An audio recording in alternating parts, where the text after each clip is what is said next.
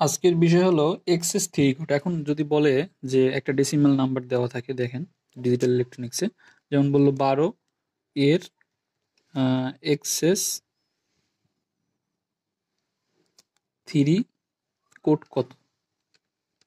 এখন এইটা কিভাবে আমরা বের করবো?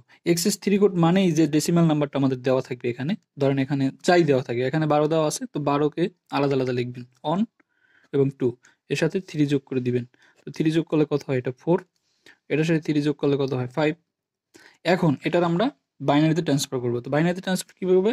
আমরা বিসিডি কোড জানি। বিসিডি কোড কি 8 4 2 1, এভাবে আরও বাড়ানো যায়। তো আমাদের মূলত লাগতেছে হচ্ছে 4 বিট। তো যেহেতু আমরা ডেসিমেল নিয়ে করতেছি, এটা কিন্তু decimal number. Decimal number, decimal number নিয়ে কাজ করতেছি। এখন আমাদের ডেসিমেল নাম্বার মূলত 3 বিট নিয়ে কাজ করে, 4 2 1। 4 2 1, এখন আমরা যদি 4 লিখতে চাই তাহলে বাইনারিতে কোন বিট ওপেন করা লাগবে? এই যে 4-এর বিট অন করবো এবং বাকি দুইটা জিরো থাকবে। তাহলে এটার জন্য কত পাইলাম? বাইনারিতে বাইনারিতে পাইছি 100।